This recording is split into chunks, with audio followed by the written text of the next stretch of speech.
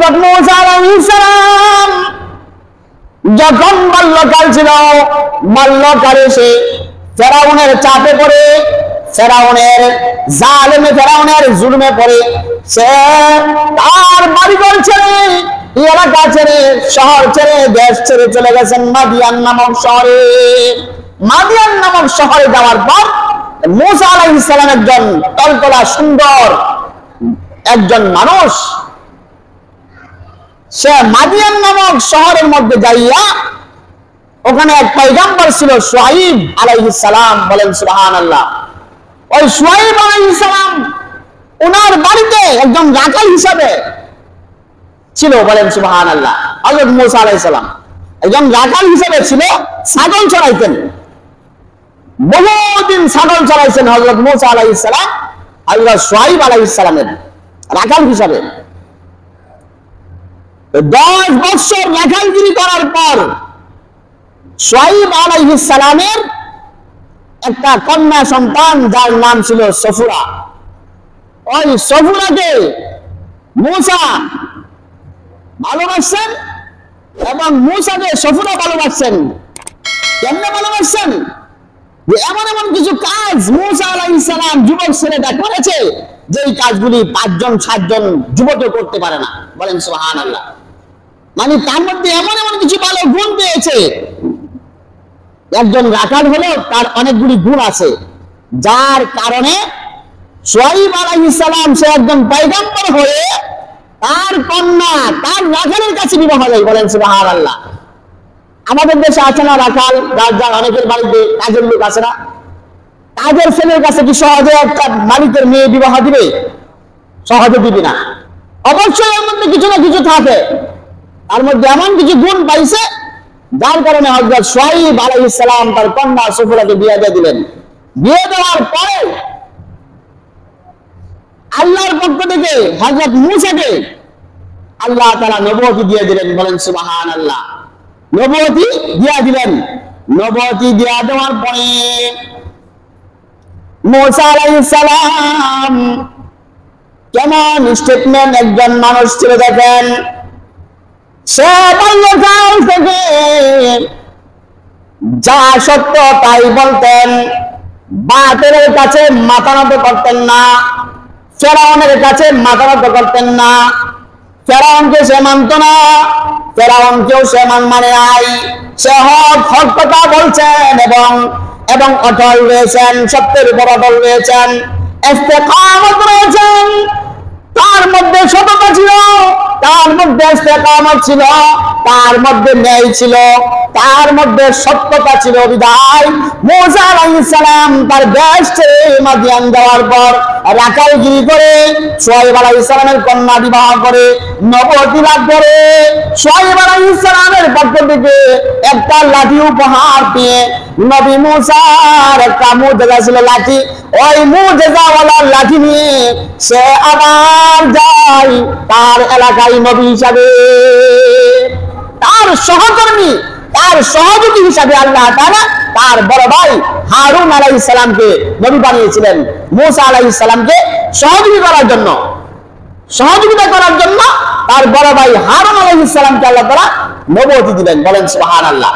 আল্লাহ তাআলা আদেশ করলেন, ও মূসা, তোমার সহযোগী হারুনকে নিয়ে 2 জন মিলে তোমরা আমি আল্লাহর পথে দাওয়াত দাও ফেরাউনকে। ফেরাউন এটা কিন্তু নাম না, ফেরাউন এটা হলো একটা উপাধি। কেমন উপাধি? ফেরাউন বলা হয় জালেম বাদশাকে বলা হয় ফেরাউন। ফেরাউন মূসা আলাইহিস সালামের যুগে ফেরাউন ছিল, এর আগেও আরব দেশের মধ্যে মাদিয়ান বা এই আরব কান্ট্রির মধ্যে জালেম সরকারকে ফেরাউন বলে আখ্যা দেওয়া হয়। ফেরাউন বলে আখ্যা দেওয়া হয় জালেম বাদশাদেরকে। এই জন্য বলা হয়েছে, নবী মূসা বলছেন যে যুগের পর যুগ ফেরাউনদের হাতে নারীরা, পুরুষেরা, হকপন্থীরা, সত্যবাদীরা, নবী পয়গম্বররা নির্যাতন পেয়েছে, নির্যাতিত হয়েছে। হক কথা বলতে গিয়ে, সত্যকে প্রকাশ করতে গিয়ে, ন্যায় বিচারকে প্রতিষ্ঠা করার জন্য অসংখ্য অসংখ্য নারী পুরুষ ফেরাউনদের হাতে নির্যাতিত। এর মানে হলো ফেরাউন কোন একজনের নাম না। জালিম বাদশাকে আরব কান্ট্রিতে জালিম বাদশাকে ফেরাউন নামে ডাকা হয়। বলেন আল্লাহু আকবার। আমরা তো অনেকেই মনে করি যে ফেরাউন তো একজনই ছিল, আসলে কিন্তু একজন না। ফেরাউন যুগে যুগে ছিল, এখনো আছে। যুগের পর যুগ ফেরাউন থাকবে, অর্থাৎ জালেম বাদশা থাকবে। হযরত মূসা আলাইহিস সালাম তার ভাই হারুন আলাইহিস সালামকে নিয়ে যখন ফেরাউনকে আল্লাহ তাআলা আদেশ করলেন, দিনের দাওয়াত দাও, কালিমার দাওয়াত দাও, ওই মুহূর্তে ফেরাউন সে নিজেই দাবি করে আমি নিজেই খোদা। ওই সময়টার মধ্যে ফেরাউন নিজেই দাবি করেছে আমি নিজেই খোদা। বলেন নাউজুবিল্লাহ। ওই হযরত মূসা আলাইহিস সালাম যৌবনের আগে ফেরাউনের দৌড়ানি খেয়ে ফেরাউনের দেশ ছেড়ে সে মাদিয়ান যাইয়া 10-12 বছর রাখালগিরি করে শুআয়ব আলাইহিস সালামের কন্যাকে বিবাহ করে নবুয়তি লাভ করে নবী হয়ে আবার ফেরাউনকে দাওয়াত দেওয়ার জন্য আসে। তাহলে দেখেন স্টেটমেন্ট কেমন ছিল, যে হযরত মূসা আলাইহিস সালাম সত্যের উপর অটল ছিল, আগেও ছিল, পরেও ছিল, নবী হওয়ার পরেও সে সত্যের উপরে অটল। বলেন সুবহানাল্লাহ। এই জন্য আল্লাহ তাআলা কোরআনে কারীমের মধ্যে বলেছেন, নবী করিম সাল্লাল্লাহু আলাইহি ওয়াসাল্লামকে আল্লাহ তাআলা সম্বোধন করে বলেছেন, হে নবী, আপনি আপনার উম্মতদেরকে বলে দিন, ও দুনিয়াবাসীরা, তোমরা যতদিন দুনিয়াতে থাকবে, তোমরা যতদিন দুনিয়াতে চলবে, যতদিন দুনিয়ার জমিনে তোমরা জীবন যাপন করবে, ততদিন তোমরা চলতে ফিরতে যদি কোনো সময় ন্যায়ের পথ ছেড়ে দাও তাহলে কিন্তু ধ্বংস হয়ে যাবে। দুনিয়াতে চলতে গিয়ে ন্যায় প্রতিষ্ঠা করার জন্য, সত্যকে প্রতিষ্ঠা করার জন্য, হক কথা বলার জন্য, ন্যায় বিচার প্রতিষ্ঠা করার জন্য, সত্যকে সত্য বলার জন্য, দিন কায়েমের জন্য যদি সারা পৃথিবীর মানুষ তোমার বিপক্ষেও চলে যায় তাতেও তোমার কিছু আসে যায় না, তোমার জন্য আল্লাহ তাআলাই যথেষ্ট। বলেন সুবহানাল্লাহ।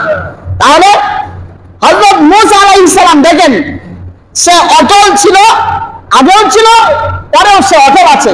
এই জন্য হযরত মূসা আলাইহিস সালাম তার বড় ভাই হারুন আলাইহিস সালামকে নিয়ে ফেরাউনকে দাওয়াত দেওয়ার জন্য গেল। কালিমার দাওয়াত, কালিমা পড়ো এক আল্লাহ, আল্লাহ ছাড়া কোনো উপাস্য নাই। ফেরাউন তখন সে নিজেই বলে আমি নিজেই খোদা। তখন হযরত হারুন আলাইহিস সালাম তার ভাই মূসার কথা বলল, ও ফেরাউন, আমার ভাই মূসার কাছে কিন্তু মুজিজা আছে, মুজিজা সে আল্লাহর পয়গম্বর, তার দাওয়াত আপনি কবুল করেন। ফেরাউন বলতেছে না, আমার দেশের মধ্যে আমার কিছু জাদুকররা আছে, তারাও কিন্তু মুজিজা দেখাইতে পারে। এগুলো মুজিজা না, এগুলো হলো জাদু। তখন হারুন আলাইহিস সালাম ফেরাউনের সাথে কথা বলে, মূসা আলাইহিস সালাম কথা বলে, তারা একটা প্রতিযোগিতার জায়গা করলো। প্রতিযোগিতা, অমুক দিন প্রতিযোগিতা হবে। ফেরাউন তার যত জাদুকররা আছে সবাইকে নিয়ে আসছে, আর নবী মূসা হারুনকে নিয়ে তার একটি মাত্র লাঠি। ফেরাউন তার জাদুকরদেরকে বললো, তোমরা তোমাদের জাদু দেখাও।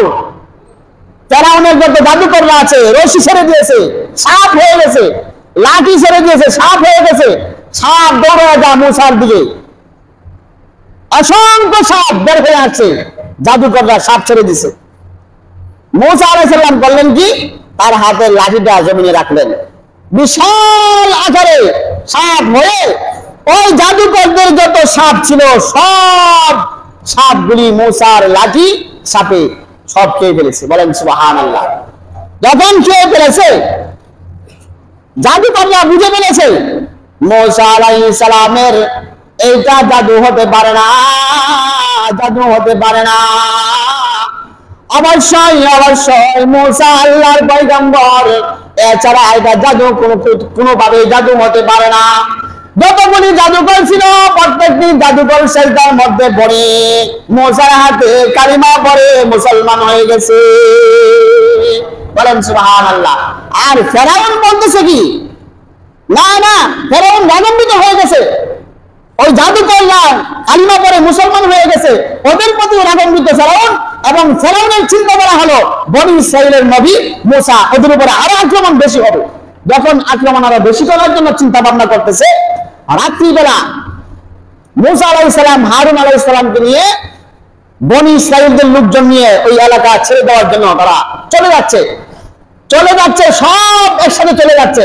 কারণ ফেরাউন যেভাবে খেপছে, সে আরো অত্যাচার বেশি করবে। এই অত্যাচারের ভয়ে মুসা আলাইহিস সালাম চলে গেলেন।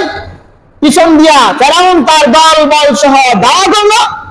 সামনে যখন নদী পাইল, লোহিত সাগর, ওই লোহিত সাগরের মধ্যে যাইয়া মুসা আলাইহিস সালাম লাঠি ছাড়লো, পানি দুই ভাগ হয়ে গেল, লোহিত সাগর পার হয়ে গেল।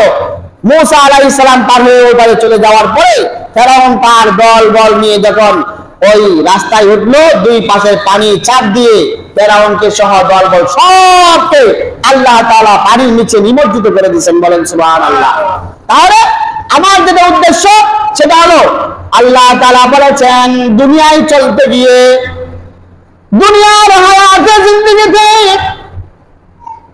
কোন সময় তোমাদের যদি ভুল ভ্রান্তি হয়ে যায়, এর ফাঁকে যদি তোমরা নেক আমল করতে পারো, হক কথা বলতে পারো, হকের উপর অটল থাকতে পারো, সত্যের পথে জীবন যাপন করতে পারো, ন্যায় বিচার প্রতিষ্ঠা করতে পারো, আমানতের খেয়ানত না করো, হালালকে হালাল বলতে পারো, হারামকে হারাম বলতে পারো, সত্যকে সত্য বলতে পারো, মিথ্যাকে মিথ্যা বলতে পারো, এই কথাগুলি বলতে যাইয়া যদি সারা পৃথিবী তোমার বিপক্ষে চলে যায়, সারা দেশবাসী যদি তোমার বিপক্ষে চলে যায়, তোমার বাবা মাও যদি তোমার বিপক্ষে চলে যায়, তোমার ভাই বোন যদি তোমার বিপক্ষে চলে যায়, তোমার বন্ধু বান্ধব যদি তোমার বিপক্ষে চলে যায়, এবং কি তুমি সম্পদ যদি হারিয়ে ফেল, আল্লাহ বলেছেন তুমি তাও হক কথা ছেড়ে দিও না, হক কথা ছেড়ে দিও না, তোমাকে হকের উপরে ইস্তেকামত থাকতে হবে, অটল থাকতে হবে।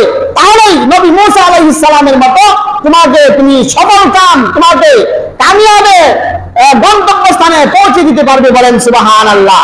এর সার কথা হলো আল্লাহ তার জন্য যথেষ্ট। বলেন সুবহানাল্লাহ। আর কারো প্রয়োজন নাই। এই জন্য যেই ফেরাউন দৌড়াইলো, সেই ফেরাউনকে দিনের দাওয়াত দিতে গিয়া আবার ওই ফেরাউনকেই পরাজিত করে মুসা আলাইহিস সালাম বিজয় লাভ করে, নবী হয়ে পয়গম্বর হয়ে বিজয় লাভ করে দুনিয়াতে ইসলাম প্রচার করেছেন। বলেন সুবহানাল্লাহ। দেখেন নাই, এখনো তো আমাদের দেশে এরকম যারা বড় বড় কথা বলতো, ইসলাম দেশ থেকে উঠাই দিবে, মাহফিল দেশ থেকে উঠাই দিবে, অনুমতি ছাড়া মাহফিল করা যাবে না, এখন ওরা কোথায় ওরা বলেন, আছে কোথাও? ওরা কোনো খোঁজ খবর নাই। এই জন্য হকের উপর অটল থাকলে আল্লাহর সাহায্য আসে। যাদেরকে নিষিদ্ধ করার জন্য যারা চেয়েছিল, আজকে ওরাই নিষিদ্ধ হয়ে গেল ওদের আইনের দ্বারা। কি বলেন, ঠিক কিনা? যে জুড়ে বলেন, ঠিক কিনা? এই জন্য আল্লাহ পাকের কোরআন যা বলছেন তাই সত্য, এর কোনো বিকল্প নাই। এই জন্য আমি ছোট্ট একটা আমল বলে আমার আলোচনা শেষ করছি। আপনি দুনিয়াতে চলতে গিয়ে ভুল ভ্রান্তি মানুষ হিসেবে হতেই পারে, তবে রাসূল বলছেন এমন একটা নেক আমল করো, যে নেক আমলটা করতে গিয়ে পৃথিবীতে কেউ দেখে না। তুমি আমল করলে তোমার স্ত্রীও জানে না, তোমার সন্তানও জানে না, তোমার বন্ধুও জানে না, কেউ জানে না। এমন একটা নেক আমল করো, যে নেক আমলটা করতে গিয়ে কোন রকম কষ্টও নাই। সেই আমলটা যদি তুমি করতে পারো, তাহলে তোমার দুনিয়াতে চলতে গিয়ে যদি কোনো প্রকারের ভুল ভ্রান্তি হয়ে থাকে, আল্লাহ তাআলা তোমার এই নেক আমলের কারণে আল্লাহ তাআলা তোমার গুনাহগুলোকে মাফ করে দিবে। তো সেই নেক আমলটা হতে হবে শুধুমাত্র কেবলমাত্র আল্লাহকে সন্তুষ্ট করার জন্য। সেটা হলো সুবহানাল্লাহি ওয়া বিহামদিহি সুবহানাল্লাহিল আযীম সুবহানাল্লাহি ওয়া বিহামদিহি সুবহানাল্লাহিল আযীম।